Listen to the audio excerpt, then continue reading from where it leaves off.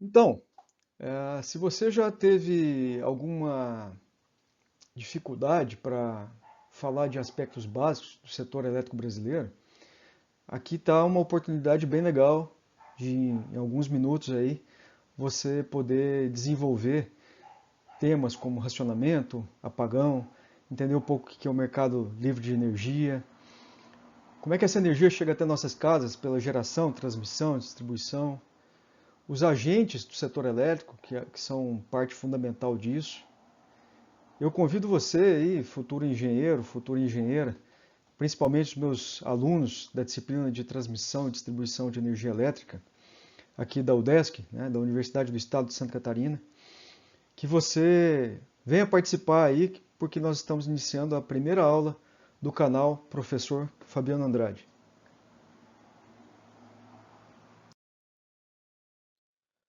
Normalmente, quando se fala em energia elétrica, basta você seguir o caminho dela, vai voltando com ela pela sua tomada, passando pelos postes, pelo transformador, pela subestação, vai voltando aí pelas linhas de transmissão e vai chegar até a usina, né? Obviamente que esse caminho não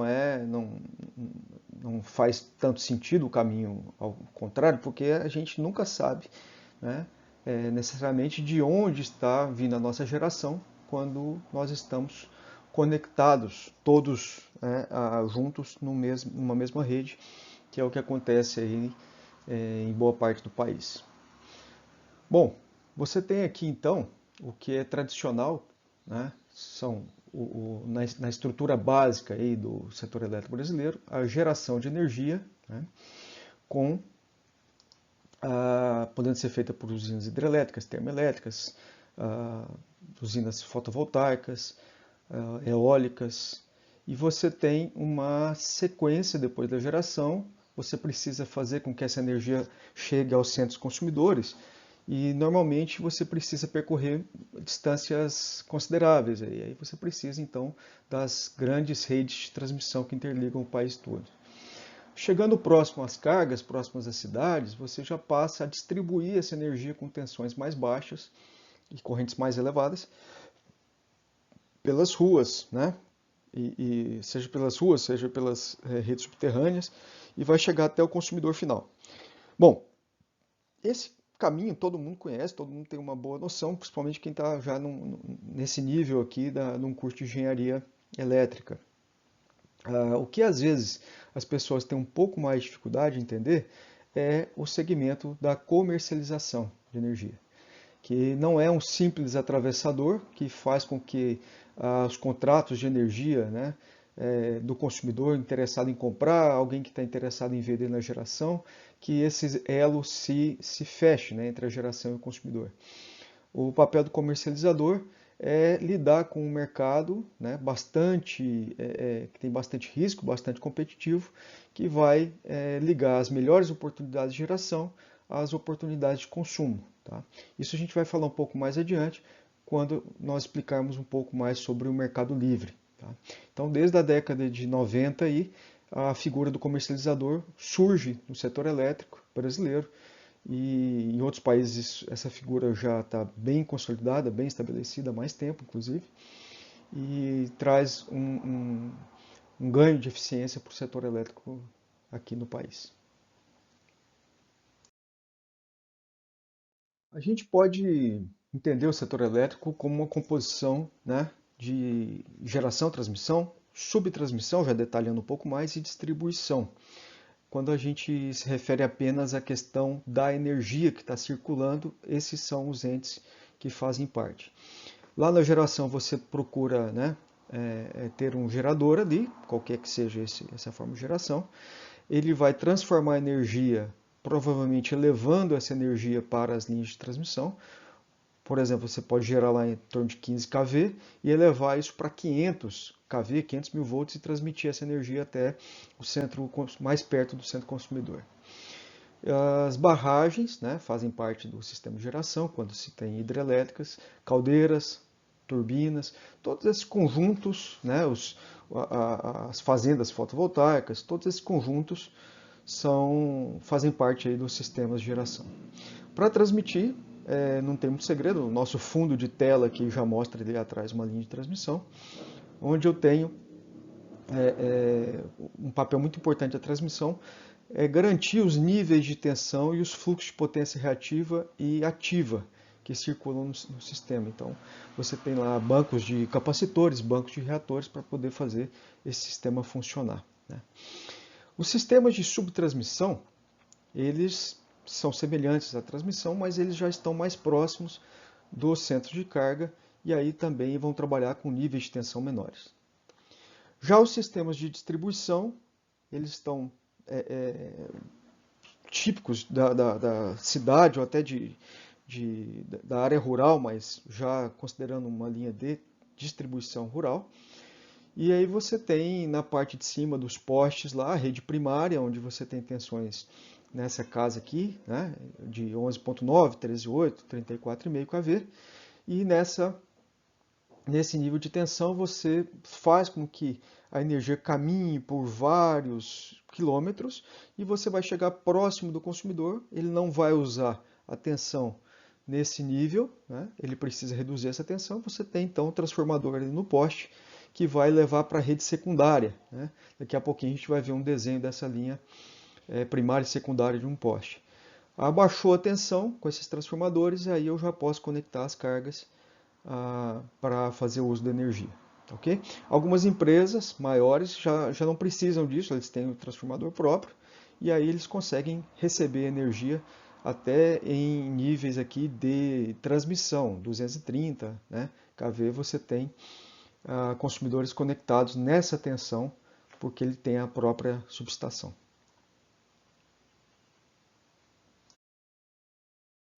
Vamos lá, vamos detalhar um pouco mais aqui, observando um sistema genérico, apesar de estar em inglês aqui, mas é uma figura muito bem feita, né?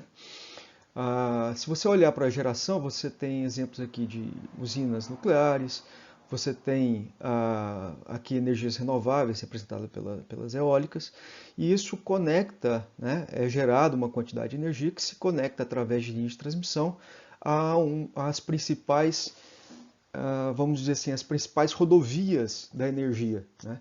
Ou seja, a rede básica aqui no Brasil é representada por essas linhas, né? As linhas acima de 230, 500 kV, no país a gente já pode, né, trafegar os maiores volumes de energia de potência. Bom, no caso da transmissão e distribuição, aqui a gente está representando um sistema de monitoramento, então a gente tem cada empresa de transmissão, também as de geração, elas têm que ficar o tempo todo acompanhando pelos seus sistemas de monitoramento como é que está o fluxo de energia, como é que estão as tensões dos barramentos. Então isso está representado aqui. Todo mundo já deve ter visto aí uma imagem dessa, seja numa usina, seja numa empresa de transmissão e distribuição.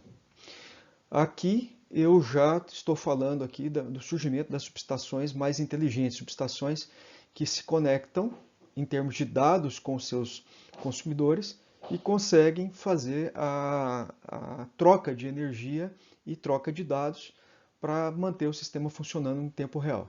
Tá?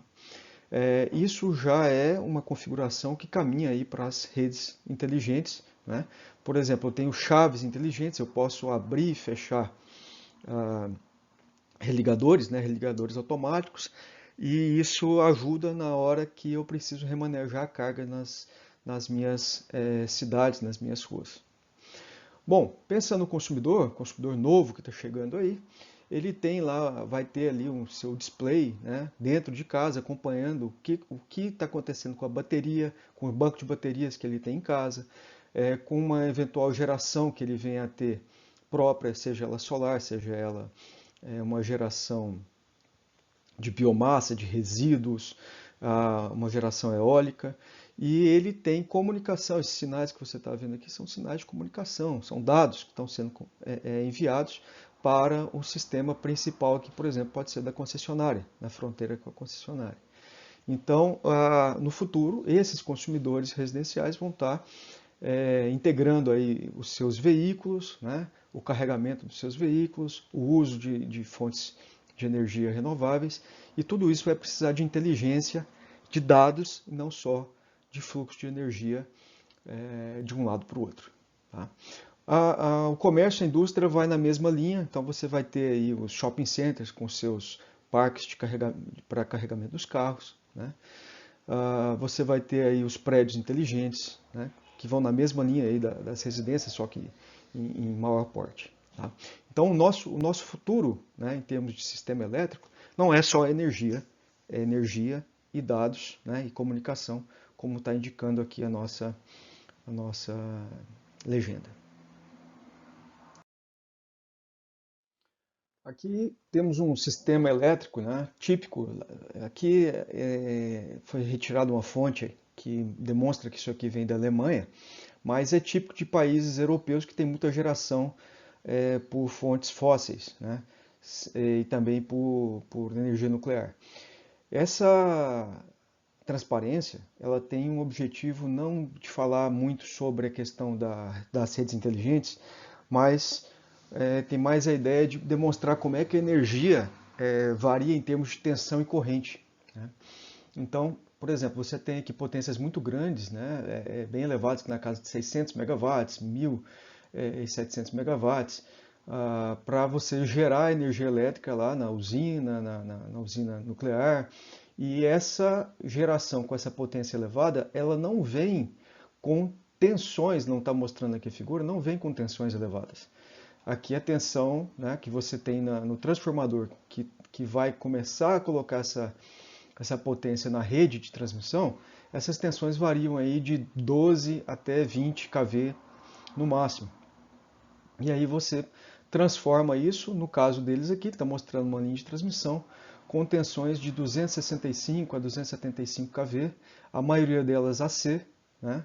Ou seja, em corrente alternada, e algumas aí em corrente contínua, que são, no caso, as HVDC, né? High Voltage DC Current, Direct Current, perdão.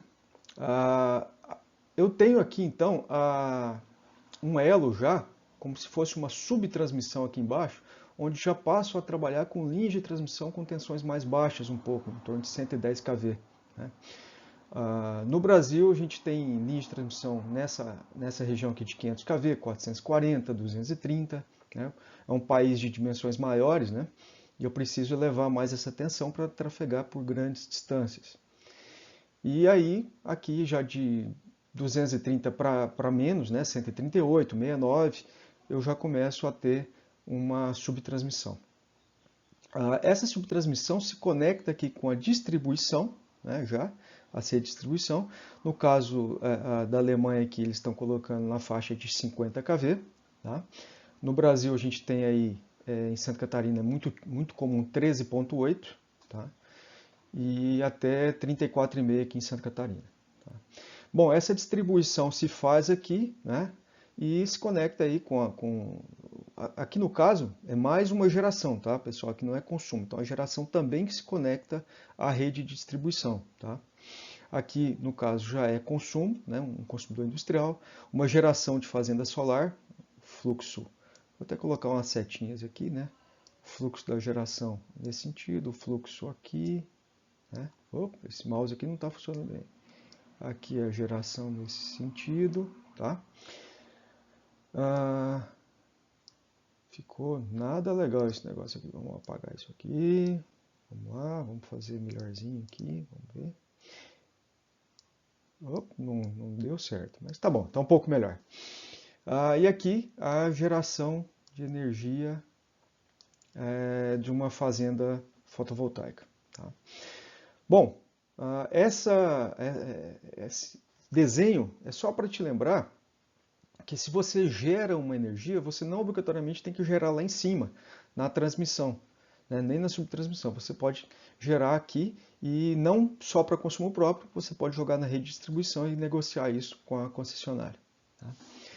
Bom, do outro lado aqui é só um aspecto um pouco maior, e eu vou deixar como desafio para vocês esse lado aqui da direita, para você tentar replicar em casa e pesquisar um pouco sobre as características de tensão que nós temos na região sul, né, em Santa Catarina, para você fazer alguns desenhos aqui de tensões típicas que você imagina que teria aqui para preencher essa figura, tá bom? Na próxima aula eu vou mandar essa figura aqui sem os valores para você poder preencher aí sem poluir demais a figura.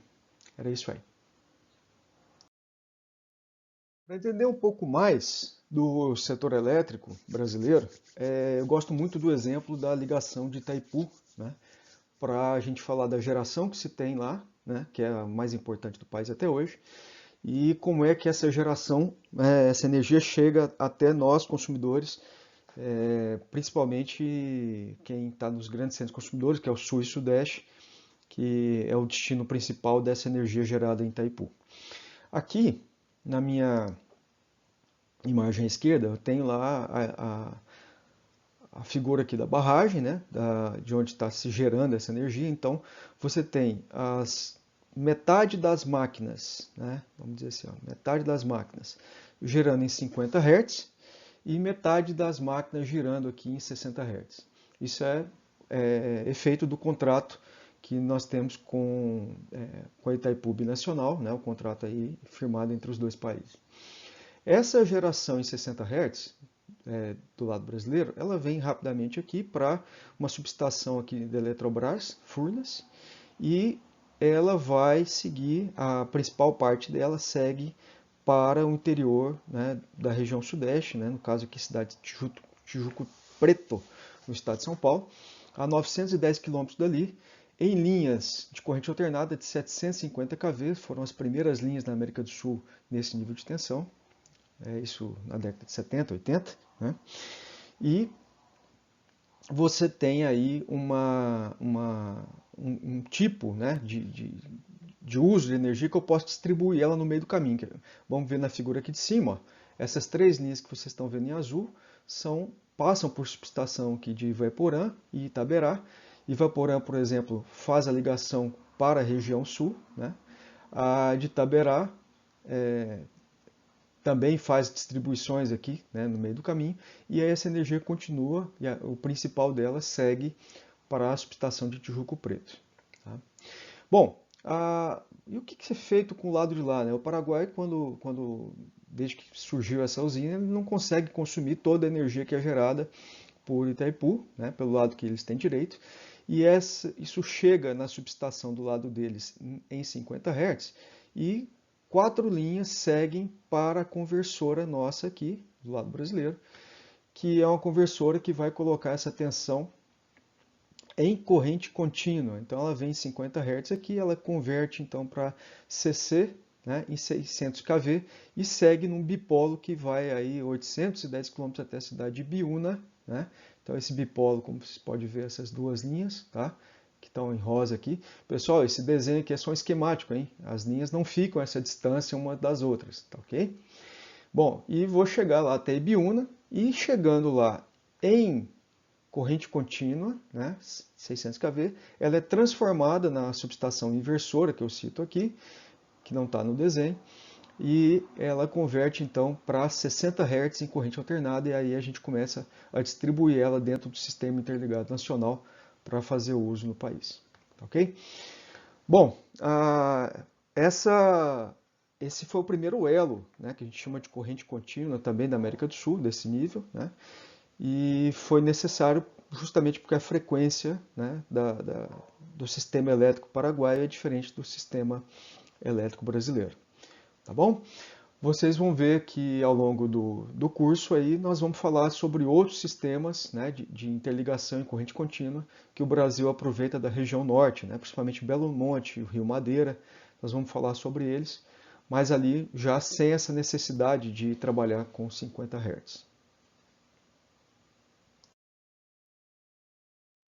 Bom, falando um pouco mais de textos aqui agora, de explicações até meio básicas sobre a transmissão, né? Todo mundo tem uma boa ideia já do como é que funciona a transmissão de energia elétrica, né? Para que ela serve? Ela vai fazer aí o transporte, né, da energia elétrica das usinas, né, de geração até a rede de distribuição. Faz isso, obviamente, por meio dessa infraestrutura que nós estamos vendo aqui, né, as linhas que vocês tanto conhecem. E a empresa que resolve fazer esse tipo de investimento, ela é remunerada, né? Obviamente, é um negócio. Ela remunera por construir, por operar e por manter a infraestrutura operando. Algo que vale a pena destacar aqui dessa transparência, o fato de você não poder simplesmente determinar que vai construir uma linha de transmissão entre a cidade A e a cidade B, né, entre a subestação A e a subestação B. Você precisa, sim, né, de um estudo antes, né, todo esse planejamento da expansão então do sistema, que é hoje atribuição do ONS. Ela tem o apoio também da empresa de pesquisa energética, que a gente vai falar daqui a pouco, quem são esses agentes aí. E nesse caso você passa a disputar então o direito de construir uma linha quando surge uma oportunidade. Tá? Então essas ampliações não são determinadas pelas empresas transmissoras, e sim pelo poder concedente, que depois convida as empresas a disputar para gerar, perdão, para transmitir e coordenar a operação dessas linhas.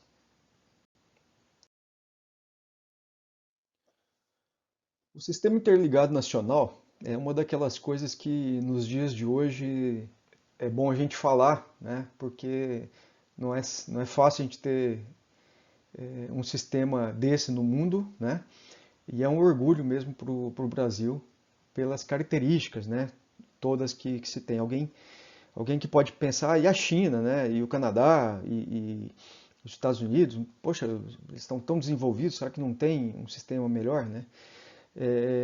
Se é melhor ou se é pior o sistema, não vem ao caso, mas ele não tem as características todas que o nosso tem. Tá? Então, nós temos aqui um sistema com predominância hidrotérmica, ou seja, ele depende muito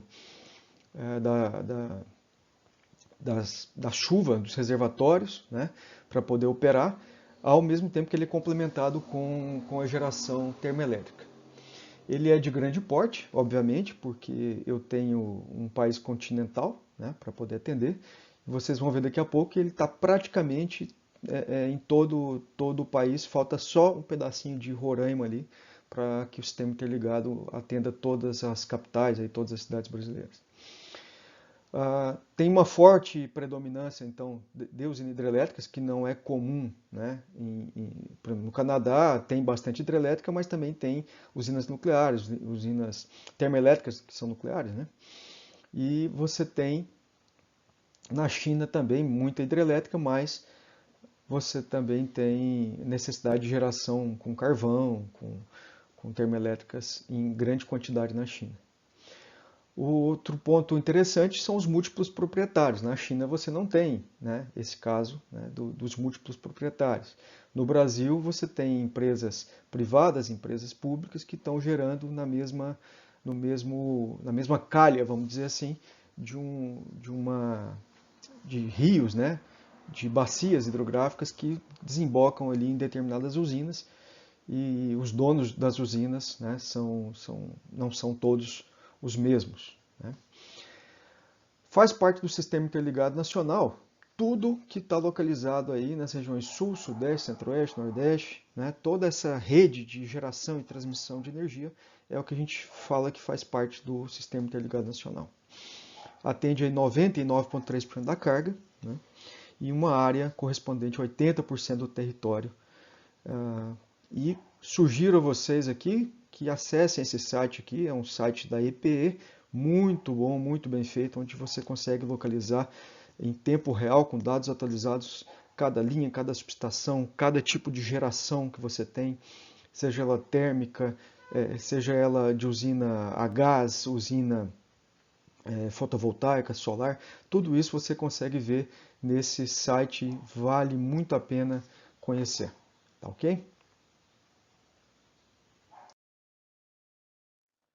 Esse material agora é mais para a gente ter uma ideia geral de como é que está a capacidade instalada do setor, desse sistema interligado nacional, porque as pessoas às vezes têm uma noção, né, que está vendo aí falar de fotovoltaica, está vendo falar de eólica, mas às vezes esquece a importância que se tem das usinas hidrelétricas, aquelas na base, aquelas que fizeram o país chegar até hoje, né, no desenvolvimento, que foi a construção destas usinas.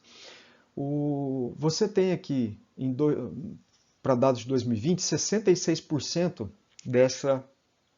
dessa capacidade instalada hoje formada por usinas hidrelétricas. Em segundo, terceiro e quarto lugar, praticamente empatados aqui, você tem as termoelétricas a gás natural e GNL, a biomassa, né, com 8,3%, e as eólicas cresceram muito, né, nos últimos anos, com 9,2% de capacidade. No entanto, a capacidade, vocês vão ver daqui a pouco, isso não se refere, não quer dizer que vai gerar essa quantidade, porque existe a questão da disponibilidade, da firmeza que você tem para uma geração. Então, você às vezes não tem vento disponível, você pode não ter, no caso da biomassa, você pode não ter autorização para gerar energia. No caso da termoelétrica, você pode não ter uma autorização para todas as termoelétricas gerarem, porque no Brasil é adotado hoje um despacho de energia por preço, né? Por mérito. Então, primeiro você vai utilizar as fontes de energia mais baratas. Então, com isso, essa capacidade instalada aqui, vocês vão ver daqui a pouco, que ela se traduz num montante um pouco maior, né, em termos de energia gerada no país. Tá? Bom, com relação à solar, cresceu bastante nos últimos anos e continuará crescendo, né? Apesar de mudanças previstas aí no segmento, né, do setor elétrico, está em discussão na ANEEL, você ainda vai ter aí um aumento previsto para 2024 de quase 40% na capacidade instalada de geração fotovoltaica. Tá? Bom, do lado direito é mais por curiosidade, não vou nem comentar muito, mas dá uma ideia dos quilômetros que nós temos de linhas de transmissão que cresceram, que existem em 2019, previsto para 2024. Aqui a gente surge aí as tensões mais altas que nós temos no Brasil hoje, que é 800 mil volts aí em corrente contínua, principalmente em função da conexão que nós temos com a usina hidrelétrica de Belo Monte, que faz conexão com o Rio de Janeiro e faz conexão com Minas Gerais, onde está mais próximo do Sudeste, do centro de carga, e são as linhas mais recentes, mais importantes que o Brasil construiu aí. No caso, né, quem construiu na verdade foi a State Grid, né, a chinesa State Grid, que é a dona dessa concessão. Tá, okay? As de 750 kV e de 600 kV ligadas, a maioria delas aqui é Itaipu, né, mas não só Itaipu, você tem também ali o complexo do Rio Madeira, né, onde você tem a energia chegando para o Sudeste através de linhas também de corrente contínua. As de 500 kV, que são as mais comuns aí, no setor elétrico brasileiro como um todo, também as de 230 kV. Tá? Bom, esses são as linhas aí do grupo mais importante. A gente tem linhas abaixo também, né? 69, 138, 440, mas a gente não tem aqui nessa tabela. A fonte dessa tabela aqui foi o próprio ONS. Como eu já havia antecipado, né, aqui você tem uma ideia de como é que deve estar o sistema pensando no horizonte de 2024, o nosso sistema interligado nacional. Então, com as linhas que estão em verde aí, as linhas de 230 kV, são várias. Em vermelho, as linhas de 500 kV, que também são bastante capilares aí, né? Nordeste, interligação com o Sudeste, né? As novas linhas de transmissão que vêm lá da região de Porto Velho, né? Onde eu falei do complexo do Rio Madeira, mas você também tem, vindo de lá, né? Linhas em corrente contínua, aqui da 600 kV, você tem 600 kV de Itaipu para cá, já foi um empreendimento muito grande na época. Imagino que foi trazer linhas de corrente contínua de Porto Velho até o estado de São Paulo. Tá? Bom, as linhas de 800 kV, aqui em corrente contínua, as duas principais aqui destacadas, uma chegando a Minas Gerais, a outra até o bipolo do Rio de Janeiro. E aqui eu destaco também para vocês, nesse cantinho aqui, o que está faltando, né? Que é interligar Manaus aqui com Boa Vista, Roraima, né? A turma aqui de Boa Vista ainda depende da ligação com a Venezuela. Vocês estão vendo em verde aqui uma linha de 230 kV, que é a conexão com as usinas, com o sistema, vamos dizer assim, de energia elétrica da Venezuela para atender a região lá. Tá? Essas linhas são muito difíceis de construir porque depende de licenças ambientais, região amazônica, né? A última delas, se vocês procurarem vídeo na internet, eu só esqueci o nome das duas subestações, tá? Mas se você colocar linhas de transmissão interligam Manaus lá no Google, você vai encontrar.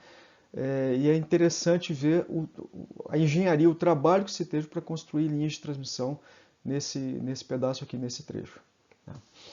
Bom, por que essa figura do lado, né? Obviamente você consegue perceber que as linhas de transmissão elas acompanham a densidade delas aqui, né? Sempre trazendo energia das principais regiões potenciais geradoras de energia elétrica, que hoje no Brasil concentra na região norte, né? As principais usinas hidrelétricas estão aqui, e esses potenciais sendo trazidos aqui para a região iluminada, né? Para a região sudeste, região sul, região nordeste, onde você tem as principais cargas.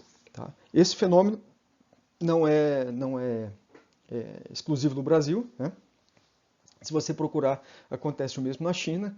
A região oeste da China, ela tem um potencial de geração de energia elétrica muito grande por hidrelétrica, que é aquela energia enviada para a região oeste, né, região mais desenvolvida, ali próximo Pequim, Taiwan, a região que consome mais energia. Ok? Bom, a gente fica com essa percepção aqui, que é importante, do quanto que você precisa investir para buscar energia para um país crescer. Né? Você precisa buscar linhas tão longe, né? Por que não posso gerar aqui do lado de São Paulo, do lado de Curitiba? O que está acontecendo? Né? Só se a gente partisse por uma tecnologia de gerar com usinas nucleares, por exemplo. Ou o país crescer bastante em termos de geração distribuída, né? Geração fotovoltaica, eólica, e você começar a diminuir a necessidade de se buscar energia tão longe. Tá? Mas isso não acontece, né?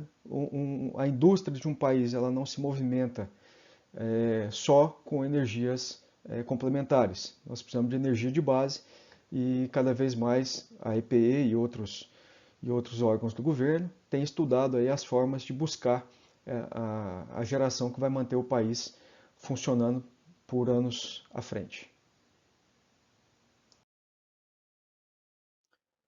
Bom, essa figura mostra para nós aqui algo que é muito relevante em termos de negócios aí, vocês vão ver mais à frente que existe um preço para energia elétrica em cada região. E essas regiões são os chamados submercados. Então você tem aqui o submercado norte, né? O submercado nordeste, sudeste, centro-oeste, né? Juntos aqui, formam um submercado, e o submercado sul. Bom, entre esses submercados, o operador nacional de sistema, que cuida da interligação do sistema, ele consegue fazer os cálculos e estabelecer os fluxos que eu consigo trocar entre essas regiões. Inclusive entre esses pontos elétricos fictícios aqui, né? Que vocês estão vendo essas duas bolinhas pretinhas aqui, né? Que são os pontos fictícios que a gente tem a conexão. Não, desculpa, não existe uma conexão física, mas é um ponto para a gente ter uma ideia de fluxo que está trafegando entre as regiões. Tá? Bom, é como se fosse um barramento, tá? Em termos vocês vão conhecer isso um pouco mais adiante. Tá? Aqui Itaipu, né? Mostrando Itaipu dividido, um lado de 50 Hz e um lado de 60. Né? O lado de 50 vai direto para o submercado sudeste. O de 60 Hz vai aqui para esse ponto elétrico na região sul, né, que pode mandar fluxo de energia para a região sul e também pode mandar fluxo de energia para a região sudeste. Né. Bom, tem interligação aqui com a Argentina, né, e assim por diante. Cada quadrinho desse mostra aí a capacidade de armazenamento, né, também térmica e nuclear que você tem, e a carga de cada região. Eu gostaria de chamar a atenção de vocês para a região sudeste e centro-oeste, que ela é responsável aqui por 32 mil megawatts médios, enquanto que a região sul ela tem aí seus 8.600. Né, 600. Ou seja, a gente é pouco mais do que um quarto da demanda, da carga que se tem, nós aqui no sul, né, do que se tem lá na região sudeste. Mas veja que interessante que nós só conseguimos armazenar aqui nos nossos reservatórios 6,8% de energia que é possível armazenar no país, enquanto que a região sudeste tem os principais reservatórios, tem 69,7%. Ou seja, observando só essa questão do armazenamento de energia, que é muito importante para que você tenha a principal fonte de energia do país, que vem das hidrelétricas, você tem a importância que a região sudeste representa, que é o nosso celeiro, vamos dizer assim, a nossa grande parte da bacia que guarda energia para o país está lá na região sudeste. Tá? Então, quando precisa de chuva, que o país precisa de chuva, para que você tenha uma maior capacidade de geração, que os preços da energia diminuam um pouco, né, no futuro, sem escassez de água, a gente tem que torcer, né, para que São Pedro mande chuva para a região sudeste, centro-oeste, para a região dos reservatórios. Né? Porque, para quem conhece Joinville, São Pedro já manda bastante chuva para Joinville, sendo que nem reservatório nós temos aqui. Né? Tá bom? Vamos em frente. Bom, essa figura aqui, ela traz aqueles fluxos, né, entre a região norte, nordeste, sudeste, sul, mostrando esse intercâmbio, né, energético nacional e o intercâmbio energético internacional. Né? Essas figuras vocês podem obter no site do ONS. Na capa do site do ONS, vai lá em Carga Hoje, você conecta, você vai ver lá o dado em tempo real. Você vê que isso aqui foi gravado no dia de ontem, ó, dia 29/6. E você tem aqui, num determinado instante, 14 horas, né, e 25 minutos, né, você tem aqui a carga toda do sistema brasileiro sendo atendida, né, os 64 mil aqui sendo atendidas pela nossa geração eólica, pela hidráulica, pela térmica. E reparem o quanto é importante a geração hidráulica aqui, 71%, mesmo que a capacidade instalada seja menos, seja 64%. Tá? E você tem nesse instante também a geração por fontes de origem térmica, 10,9% e 15,7% com a geração eólica. Isso aqui varia muito, né? Mas uma das que permanece muito firme aqui, sem dúvida alguma, é a geração hidráulica, que é a mais importante do país. Tá bom? Fica aí de curiosidade para vocês acompanharem como é que estão esses fluxos. Isso aqui você consegue verificar em tempo real. Isso aqui é uma fotografia. Bom, agora que você conhece tudo aí sobre setor elétrico, entendeu aí como é que essa energia está correndo de um lado para o outro e tal, você não tem mais o direito de errar o que é um apagão e o que é um racionamento. Muitos jornalistas aí que cobrem o setor elétrico costumam cometer essas falhas, é só procurar notícias aí na internet que você vai ouvir falar, por exemplo, do apagão de 2000, de 2001, né? Que eles chamam, e não é apagão, né? Naquela época foi um racionamento, tá? Vamos falar um pouquinho então sobre cada um dos dois. O apagão, o nome dele já diz, você apaga, né? Apaga a energia, apaga a luz ali, você não tem como funcionar nada porque o sistema elétrico como um todo foi desligando. Né? Ele começou a desligar lá numa subestação, numa usina, num gerador que contaminou, contaminou no sentido de que forçou, né, o desligamento de outro gerador, de outra linha. E quando isso ocorre de uma maneira que envolve uma boa região, uma boa parte do território, ganha esse nome de apagão. Tá? Mas você pode falar do apagão na sua cidade, a cidade toda ficou sem energia, por exemplo. Tá? Mas o apagão que a gente está preocupado aqui é aquele que vai para as manchetes, vai para os jornais e a gente fica um tempo sem energia. Tá? Isso acontece em outros países, acontece no Brasil, já aconteceu no Brasil, mas eu chamo a atenção que nós somos muito bons no Brasil nessa recomposição do sistema.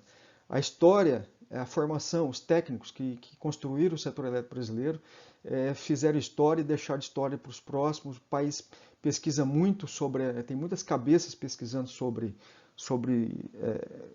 o funcionamento, a coordenação da proteção, né? E basta ter um pouco de investimento, um pouco mais de investimento nos sistemas da proteção, nos sistemas de alívio de carga que se tem, e quando tem uma falha, esse sistema entra e deixa aquela falha isolada e ela não propaga para uma região muito grande. Tá? Então, pessoal, apagão é algo técnico, É algo que você tem um problema pontual, aquilo traz prejuízo, mas esse prejuízo ele consegue ser resolvido, ele consegue ser sanado em pouco tempo, né? O Brasil costuma fazer isso de maneira rápida, tá? Tem prejuízo? Tem. Alguém pode perder alimentos porque ficaram algumas horas desligadas, né? Indústrias podem perder processos, né? De ter que jogar fora matéria-prima. Tem prejuízo, mas esses prejuízos, com certeza, eles são pontuais, tá? Eu lembro que nos Estados Unidos e no Canadá, anos atrás, teve uma situação, não sei precisar aqui agora o ano, mas teve uma situação que você tinha um desligamento ali na região entre uma região bastante economicamente importante do leste dos Estados Unidos com o sul do Canadá,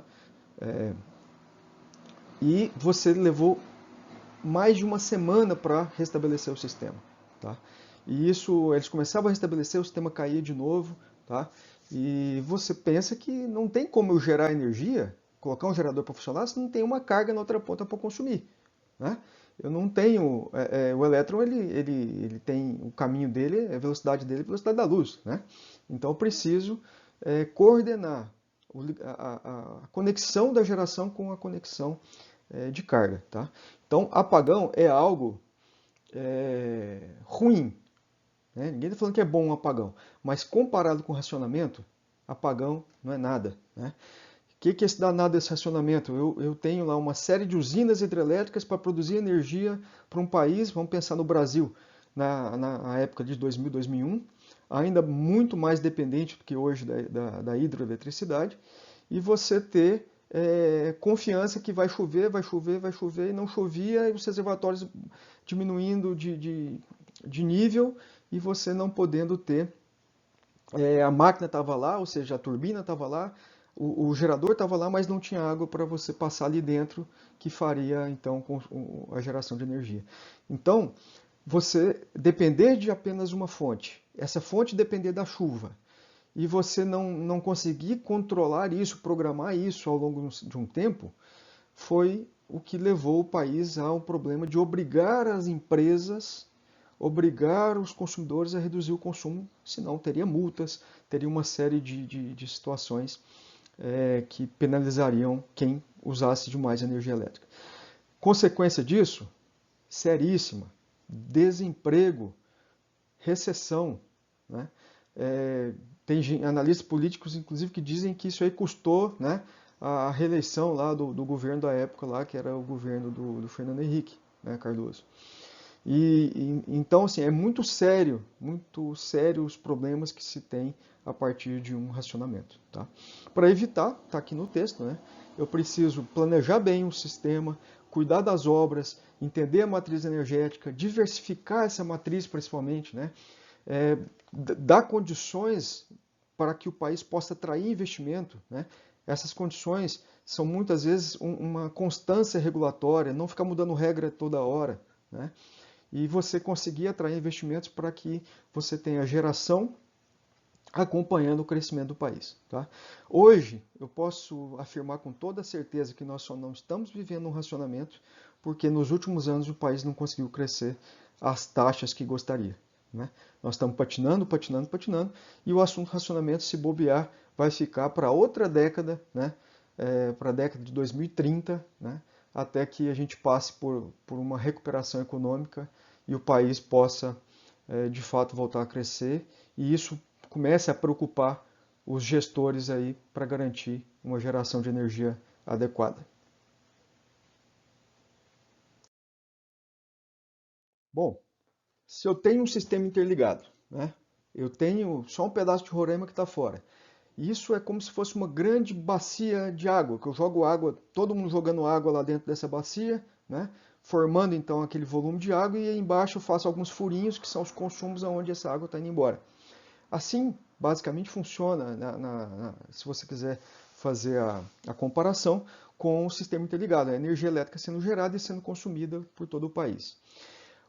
A grande vantagem de ter interligado, né, a primeira delas aqui, é a possibilidade de eu fazer a troca de uma geração de alto custo por uma outra geração de menor custo.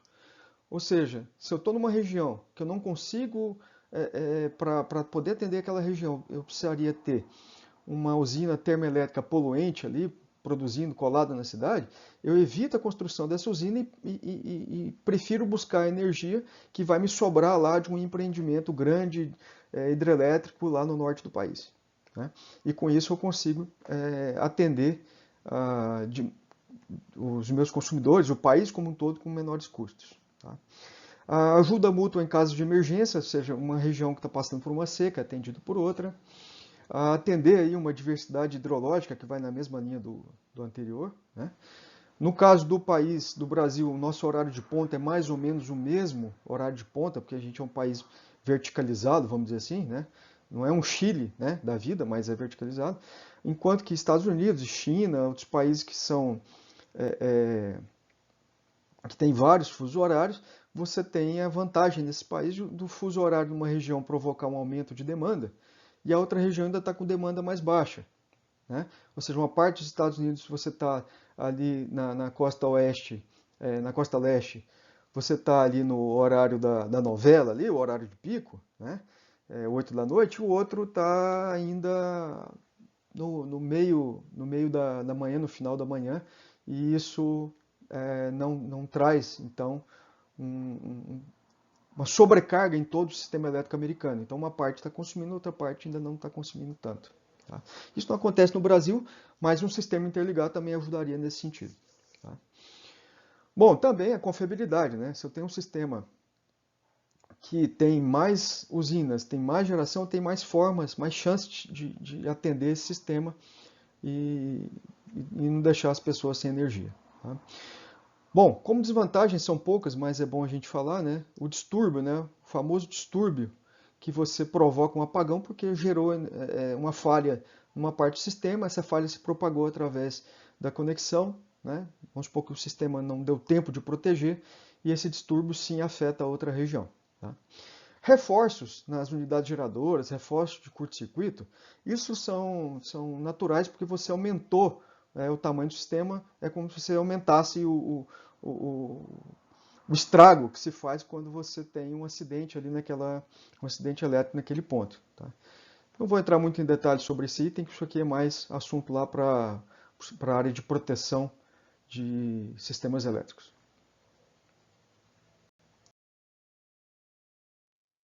Mudando um pouco agora, deixando a transmissão de lado, vamos falar agora da distribuição e daqui a pouco vamos falar sobre a comercialização e com isso a gente vai encerrando, vai preparando, encaminhando essa aula para o final.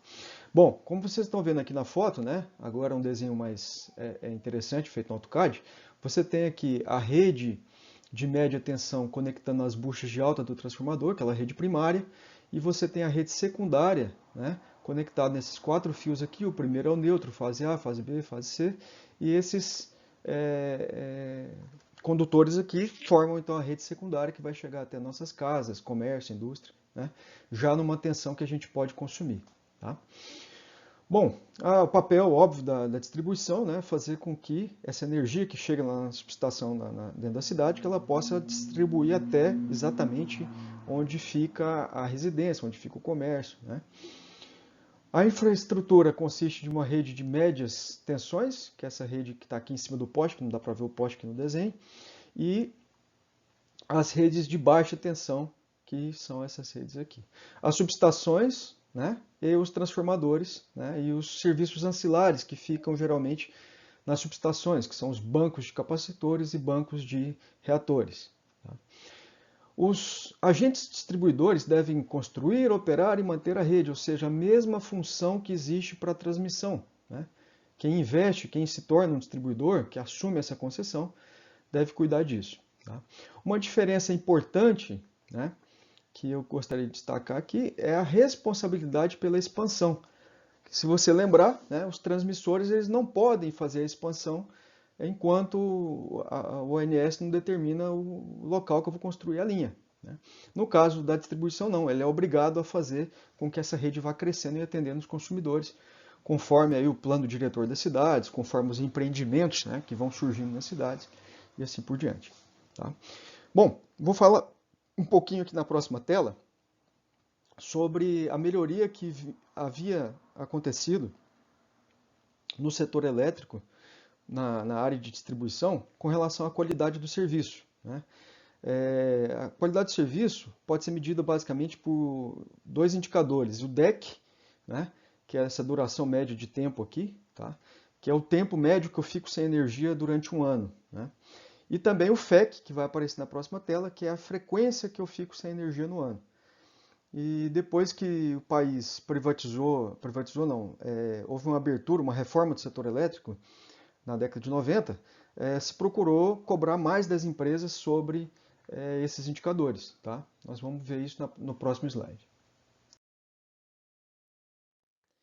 Então, a partir de 1998, 99 aqui, ó, você traz o DEC Brasil da casa de 24 horas por ano sem energia, e você vai trazendo isso para valores menores, né? Ou seja, houve uma sensível melhora aqui, mas com 2008, 2009, com a crise econômica que o mundo passou aqui, o Brasil não foi diferente, percebe-se uma redução dos investimentos que impactou aqui na piora desse indicador, tá? A partir de 2015, 2016 aqui, vocês vão ver na próxima tela também, que houve melhoras aí nos indicadores de DEC. Tá? O FEC já não sofreu tanto, né? Vem diminuindo constantemente, e isso é bom, é sinal de que o país e as empresas estão melhorando a automação, né? E estão conseguindo deixar os consumidores mais tempo ligados. Bom, a série começou aqui em 2001, né? Um pouco mais tarde, mas a gente consegue ver o DEC Brasil, né? Como a meta, que é essa linha contínua aqui, mais escura, essa meta, ela não foi cumprida a partir de 2009. 2009 para frente, quando começou a crise, você tem sempre valores de DEC, né, acima, né, do valor limite, ou seja, 18 maior que 17, assim por diante. Você passa a ter uma melhora aqui, né, no dado que a gente tem de 2018, já praticamente fecha com a meta, no caso aqui a meta Brasil. Tá? Destaco para vocês aqui, para nós o interesse aqui em Joinville, né, no estado de Santa Catarina, a nossa concessionária Celesc, ela nos últimos anos também vem sofrendo um pouquinho com esse limite aqui para o DEC. Tá? Mas ainda assim, trabalhando com o último ano, que a gente tem aqui 12,3 horas para o DEC, em 2017 a média brasileira é 14,35. Né? Ou seja, nós estamos ainda melhores do que a média brasileira. Em relação ao FEC, nós temos diminuído e estamos abaixo do limite estabelecido pela ANEEL, o que é muito bom. Entrando agora no último assunto, o mercado livre de energia, né? Muitos aqui já devem ter ouvido falar sobre isso, né? Quem nunca ouviu falar, vamos ficar bem espertos aí, porque faz muito tempo, pelo menos aí uns 15 anos que esse negócio está bem na moda, né? Você tem aí a possibilidade, então, das empresas que têm uma certa característica, que consomem um pouco mais de energia, eles têm a possibilidade de buscar essa energia diretamente de um comercializador ou de uma geradora de energia e não mais da concessionária. Tá? Vamos entender como é que isso funciona, então? Ó, aqui eu tenho o ambiente de contratação regulado, chamado ACR, que é o que sempre teve, né? Aquele ambiente onde os preços praticados são regulados. Eu não li errado, né? Aqui é tarifas, né? Eu quero dizer que você deve, né, a partir de hoje, quando a gente falar de tarifas, vamos ter aula específica para cálculo de tarifas aqui, de faturas, entender a diferença do que é tarifa e o que é preço. Tá? E aí eu dou exemplos bem interessantes sobre tarifa e preço, para quem tem dúvida ainda. Toda vez que for regulamentado o valor de um item, de uma mercadoria, de um serviço, isso recebe o nome de tarifa. Né? Então, se você chega no cobrador, vai pegar um ônibus, né, e vai pagar lá o seu bilhete do ônibus, do metrô, você não pode escolher o valor que você vai pagar. Você vai pagar uma tarifa daquele serviço, porque aquilo já foi acordado entre o poder concedente e a empresa que presta o serviço. Né?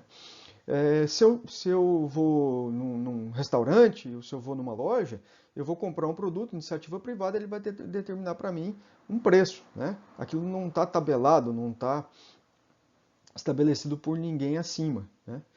Então, essa que é a grande novidade para a energia elétrica. Imagina que eu não vou mais ter que pagar exatamente aquela tarifa, né, que está estabelecida lá pela minha concessionária. Eu posso pagar um valor, né, um preço combinado, negociado, né?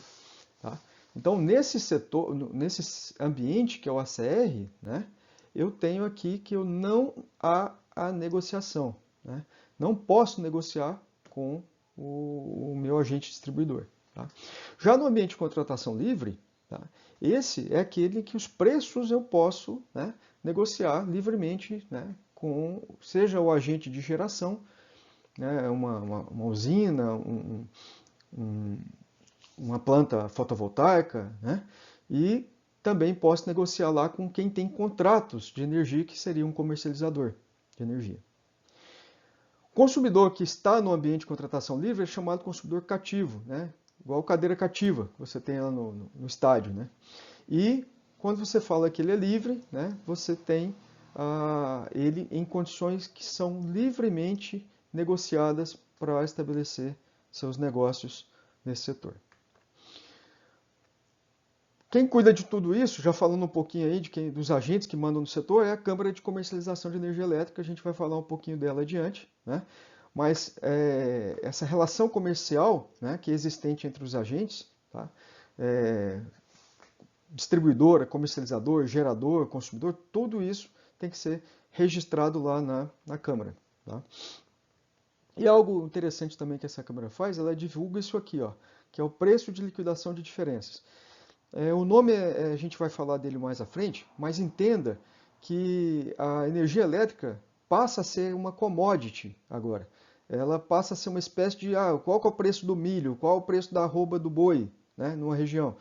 Então, inclusive você tem um PLD, um preço que é diferente na região sul, diferente na sudeste centro-oeste, na nordeste, na norte, tá, do Brasil. E esses preços de energia, eles são resultados em parte da oferta e demanda, né, do interesse das empresas consumidoras e dos agentes aí, geradores em estar disputando o mercado, né? Então, quando você está muito aquecido, a economia está crescendo, as indústrias estão consumindo muita energia elétrica, né? Se você não tem quem vende essa energia, não tem disponibilidade de contrato no mercado, provavelmente esse preço vai subir, tá? Mas esse preço não depende só de oferta e demanda, ele também depende de disponibilidade de energia nos reservatórios, né? Das chuvas, né? Da capacidade que o sistema tem de atender os seus consumidores. Tá? É um assunto bastante interessante, bastante complexo, que a gente hoje está fazendo só uma introdução aqui do setor elétrico, então não dá para falar tudo. Olha, se você ficou curioso com essa história do Mercado Livre e está se imaginando aí no estágio que você está fazendo na empresa, de repente a empresa não é livre, você gostaria que ela se tornasse um consumidor livre, a própria UDESC, né, a nossa universidade, ela não está no Mercado Livre ainda, né? Poderia, mas não está, né? Então o que acontece? Na tua casa, né, está representando a casa, para acessar hoje a energia elétrica só tem uma maneira. Eu tenho que ir lá na concessionária e buscar por meio de uma tarifa regulada. Eu vou buscar a minha energia. E eu vou pagar aquela tarifa que reajustar todo agosto aqui, né? No caso da Celesc, todo mês de agosto tem um reajuste para mais ou para menos. Tá? Bom, essa Celesc que está aqui, que me entregou energia, para ela ter a condição de entregar energia, ela teve que ter esse contrato, ela teve que ter o direito de entregar essa energia para os seus consumidores. Então, ela pode participar de leilões aqui, ela pode comprar de uma comercializadora para ela poder formar, né, os seus contratos. Tá? Faltou fazer essa setinha aqui também. Né? Ela pode trazer lá também de uma comercializadora, não só de um leilão. Tá?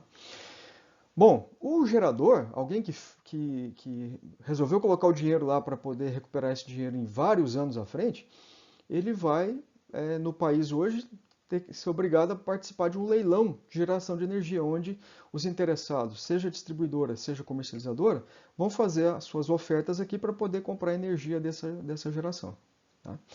Esse comercializador, por sua vez, né, ele pode pegar parte dessa energia, então, pode não, né? Ele tem, né? Ele não pode consumir energia, então a energia que ele tem de contratos que ele firmou com a geração, ele tem que buscar então consumidores livres para fazer executar esses contratos, né? Bom, aí surge uma diferença aqui, importante entre o consumidor livre, né, e o consumidor especial, tá? Isso aqui é uma diferença que vale a pena a gente falar agora um pouquinho. Quando você busca o Mercado Livre hoje, você tem interesse em chegar no Mercado Livre, você tem uma condição especial para você que não é tão grande assim, ou seja, você que tem uma demanda da ordem de 500 kW ou mais, tá? Para se ter uma ideia, o campus da universidade aqui da UDESC em Joinville tem uma demanda em torno de 600 kW, para se ter uma ideia, tá? E aí você tem aí a possibilidade de acessar como consumidor especial essa negociação bilateral de energia. Mas ela só vai se dar através de energia incentivada. Ou seja, energia fotovoltaica, energia solar, energia eólica. Perdão, fotovoltaica e solar é a mesma coisa. Eólica, biomassa, PCHs. Então, aquelas que forem consideradas energias incentivadas, elas vão ter um preço um pouco diferente da energia que vem lá, da não incentivada, né? Que aí sim, a não incentivada, o consumidor livre pode acessar, tá? Mas para ser consumidor livre, você precisa ter, hoje no Brasil, uma demanda acima de 2.500 kW, tá? Para ser livre.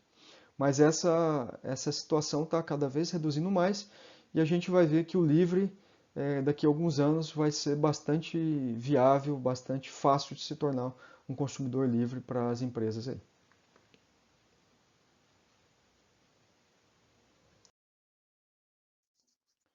Bom, pegando o gancho aqui do que eu acabei de falar, essa aqui é uma previsão de demanda mínima, tá, para considerar o consumidor como livre. Então, isso veio se mantendo por 17, 18, 19 na faixa de 3.000 kW. No final de 2019, isso passou para 2.500, acabou que não está aqui o 2.500. Para final de 2020 já passa para 2.000, né? No final de 2021 já passa para 1.000 kW. Com isso, e a previsão, né, se nada mudar até lá, isso depende muito de aspectos regulatórios, de audiência pública, governo. Então, há uma previsão desse calendário aqui, tá? Então, com isso, cada vez mais a gente vai permitindo que os consumidores acessem esse mercado, tá? Bom, mas uma coisa talvez não ficou tão clara sobre esse mercado, né? E a gente vai falar daqui a pouquinho. Deixa eu voltar aqui um pouco para também comentar essa questão da migração, né, para o ambiente de contratação livre. Como eu falei, hoje, com mais que 2.500, você já pode pegar de qualquer fonte. E se você tiver entre 500 e 2.500, você vai poder buscar apenas a fonte especial, que é aquela de energias incentivadas. Ok? Bom, agora vamos pensar, né, na figura do bem-aventurado consumidor, né? O consumidor livre, aquele cara que está numa situação aqui bem privilegiada de buscar um mercado que tem riscos, né, mas tem oportunidades também. Onde tem risco tem oportunidade, né? E ele pode buscar essa energia de um gerador ou de um autoprodutor, ele pode buscar isso de outro comercializador e importador, e também pode buscar energia, firmar contrato com outros consumidores. Essa é a ideia geral, né, de onde eu posso buscar energia se eu resolvi me tornar, né, se eu sou uma empresa e resolvi me tornar um consumidor livre ou um consumidor aí especial. Algo que as pessoas têm uma certa dificuldade de entender tá, tudo bem, eu comprei energia lá da CEMIG, vamos supor que a CEMIG foi a minha fornecedora de energia e eu moro aqui em Joinville, né? Então a energia vai vir lá de Minas Gerais, lá da geração da CEMIG até chegar aqui, né? Pergunto para você, quem te garante que a energia que você está consumindo aqui hoje não está vindo lá do Amazonas, lá de Belo Monte, né? Então a energia ela não tem selo, ela não tem carimbo, ela vem porque alguém fez a medição, que entregou essa energia para o sistema e o outro lá faz a medição na sua entrada de que consumiu aquela energia. Então a única coisa que está interessando, e tem as perdas também, isso eu não vou entrar em detalhe agora, mas o que interessa é a energia como algo que você consumiu e declarou que tal gerador foi o responsável, né, por me entregar aquela energia naquele momento. Tá? Bom, isso é uma parte do que nós pagamos na nossa fatura de energia. Né? Então vou falar aqui agora, a aula de faturas é mais para frente, mas vamos falar aqui do ambiente de contratação regulado, que é o que você pagar a sua fatura em casa, hoje, aí, uma fatura da Celesc, você paga uma parte dela pela energia regulada, que hoje você paga essa energia para a Celesc, né? E isso vai incluir aquelas bandeiras tarifárias. Então você paga o consumo, né? E ainda paga um adicional de bandeiras. Tá? Mas você paga também para a Celesc algo muito importante, que é o uso dos sistemas. Né? Usou o sistema de transmissão, usou o sistema de distribuição, ou seja, da energia chegar até você, ele usou. Você tem que ajudar a pagar esse sistema interligado para ele ficar de pé. Então, para isso, você paga também um valor que é proporcional ao consumo, é proporcional à demanda, tem impostos em cima, tá? E aí você vai chegar na sua fatura final. Resumindo, você, quando está hoje na sua concessionária, você está pagando por várias parcelas. Energia, vai pagar pela potência, vai pagar pela disponibilidade, pelos impostos, pela bandeira e tudo mais. Bom, não quero mais isso, eu sou uma empresa grande, quero ir para o Mercado Livre. Ótimo, vamos lá.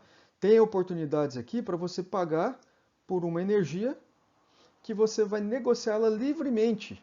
Né? Ou seja, aquele consumo que antes era uma tarifa regulada, agora esse consumo passa a ser algo que vem de negociação bilateral.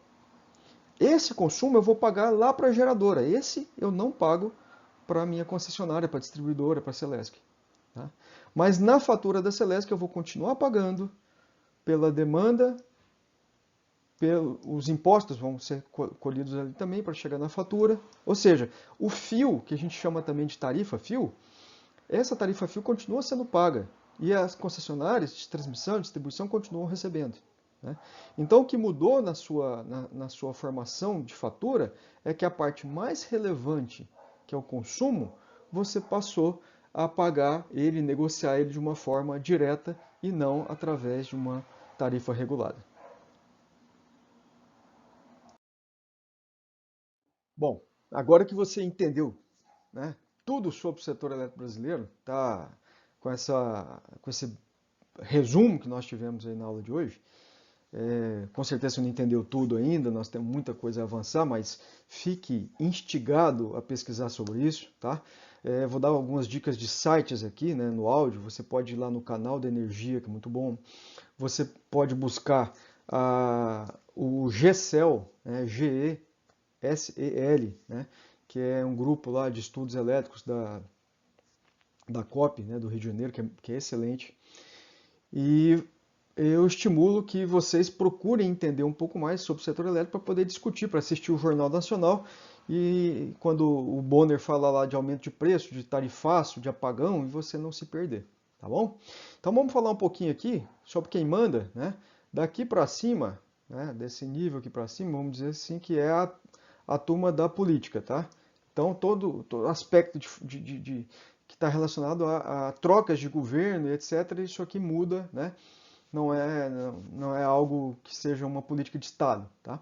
Apesar de que nesse último governo, né, que nós estamos vivendo hoje, o governo do presidente Jair Bolsonaro, nós temos tido lá um ministro, né, de Minas e Energia que vem trabalhando e aprimorando o setor elétrico, tentando melhorar o sistema elétrico, sem considerar que era terra arrasada, que tinha que acabar com tudo que tinha e remodelar todo o sistema. Tá? Então, com a ajuda dos muitos especialistas que o Brasil tem nessa área, o Brasil está caminhando muito bem, né, nesses aspectos de reforma do setor elétrico. Tá? Bom, vou começar aqui então com o Conselho Nacional de Política Energética, né, um conselho formado aí pelo presidente, ministros, representantes da sociedade civil, etc., que vai determinar aí, se reúnem, não sei nem exatamente a periodicidade que isso aqui se reúne, tá? Teria que ver a portaria, mas eles determinam algumas políticas que devem ser executadas aí sim pelo Ministério de Minas e Energia, tá? Que é o órgão, talvez você conheça, tenha ouvido falar mais do Ministério de Minas e Energia. Tá? Bom, ele conta com um apoio muito bom aqui da EPE, que é a empresa de pesquisa energética, tá? Que é a empresa que faz estudo da matriz energética, planeja o sistema, planeja a expansão, planeja a geração, a transmissão. Ou seja, uma usina lá, tem um potencial, tem um rio aqui, a gente deveria começar uma hidrelétrica nesse rio, né? Então, esse cronograma, esses estudos, todos estão na mão da EPE, tá? O site da EPE vale a pena dar uma pesquisada também, tá? Aqui eu tenho o Comitê de Monitoramento do Setor Elétrico, que surgiu lá na época de 2001, quando surgiu o racionamento, e desde então esse monitoramento acompanha o que está acontecendo para garantir o suprimento do nosso país. E de certa forma nós estamos caminhando bem, porque nós não estamos mais tão dependentes assim da água, né, dos reservatórios. Estamos dependentes, mas não como era no passado. Tá? Bom, aqui na parte de baixo, vamos falar do pessoal que trabalha mesmo, trabalha direto, trabalha todo dia, toda hora. Tá? Não que a EPE não faça isso, hein? Nós estamos... E os outros, tá, pessoal? A gente só quer dizer que a velocidade com que as coisas, a periodicidade que as coisas acontecem em cima aqui é menor do que aqui embaixo no dia a dia da ANEEL, né? A Agência Nacional de Energia Elétrica, que todo mundo conhece, que estabelece aí as regras do jogo, né? Todo o regulamento que vai botar direitos e deveres aí nos consumidores, nas empresas que fornecem o serviço, seja geração, transmissão, distribuição. Tudo isso é organizado aqui pela ANEEL, tá? Inclusive as tarifas, né, que vão ser determinadas aí para cada concessionária, quem aprova é a ANEEL. O Operador Nacional do Sistema Elétrico, entenda isso como um grande interruptor, né? Esse cara aqui é a grande chave, é o grande liga-desliga eu juro que eu tentei fazer aqui uma chave liga-desliga, tá? E aí eu tenho aqui o operador do sistema, ele conhece todas as usinas, toda a geração, toda a transmissão, em todo momento, o que está acontecendo, né? Eles ficam espertos, por exemplo, na época de Copa do Mundo, que você tem mudança na carga, do perfil da carga, né, que as pessoas modificam o jeito de utilizar a energia elétrica, né? Agora com a pandemia também, o ONS teve que fazer seus estudos, entender o que estava acontecendo com a carga. Então, o ONS ele tem uma unidade aqui em Florianópolis, né? Tem em Brasília, Rio de Janeiro, Recife, se não me engano, né? E você tem aí o cérebro do Sistema Elétrico Nacional acompanhando o que está funcionando. Tá? Aqui, pessoal, é a turma vou ver se eu consigo desenhar, da bufunfa aqui, ó. Faltou um tracinho a mais aqui. O pessoal que cuida dos contratos, da grana que está sendo estabelecida aí, o fluxo financeiro que ocorre dentro do sistema elétrico, seja os leilões de energia, leilão de transmissão, leilão de geração, tá? O Mercado Livre todo passa por dentro da Câmara de Comercialização.